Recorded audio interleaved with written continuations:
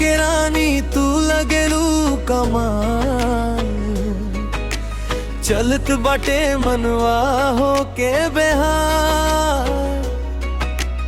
अखियां में बसल बाड़ू सपना के गाँव, तोहरे बिना लागे ना दुआ ना दाम। ओढ़नी के रंग जैसे खेत में फगुनवा,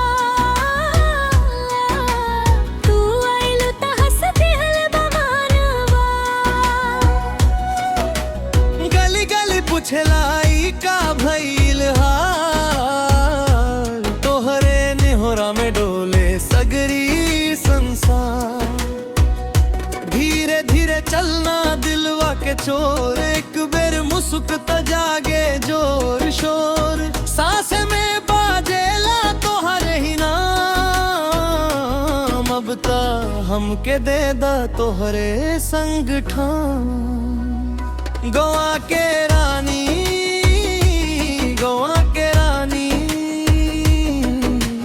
तोरे बिना लागे ना जिंदगानी।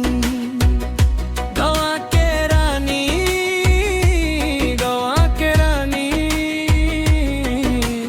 आ जाला मनवा में मीठी कहानी। गोवा के रानी, गोवा के रानी।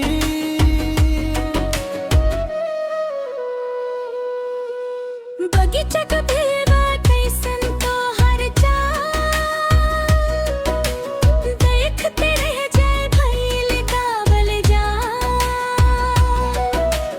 हथवा के मेहंदी कड़ी से बताई,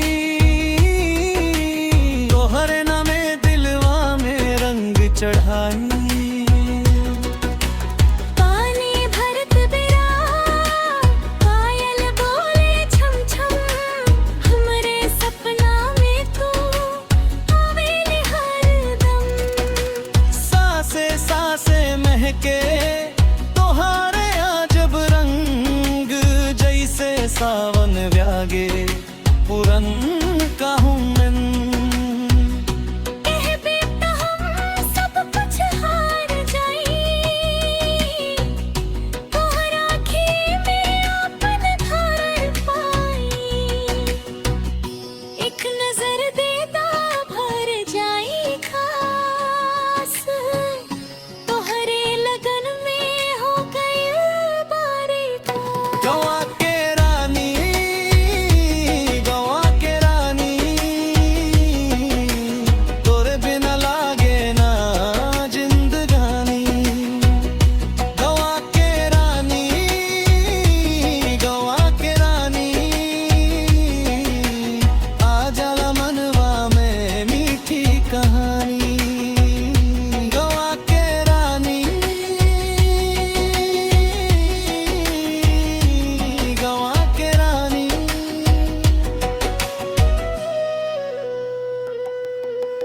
नदिया किनारे जब तू हंसेलू जो, मनवा में उठे मीठो मीठो शोर। पछुआ के धोखा जैसे तो हर बार, छूटे न मनवा दिन हो की रात। हमरा शहरिया संगत में ना लागे मन, तोहर देहातिया रंग में आपन धन। दूधो नहा के जब तू अंगना में आ,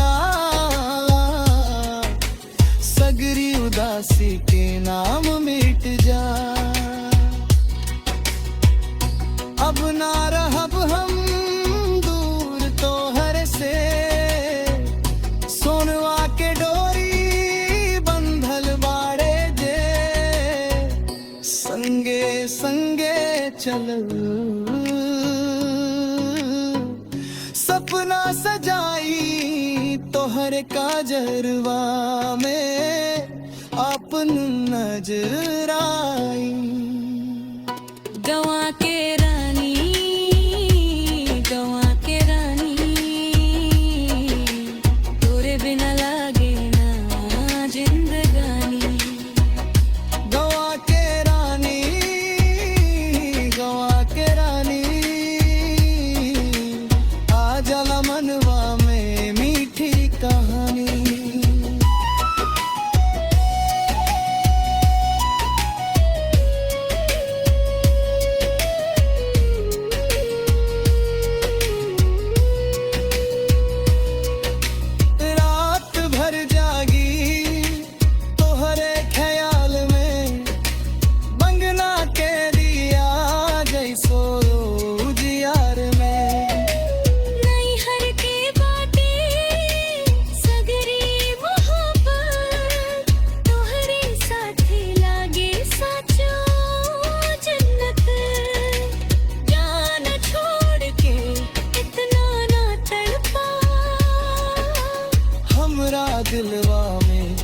इतना ना खरता अब तो बुला ला अपना गोड़िया तले तोहरे बिना ना जलत बानी हम गवा के रानी गवा के रानी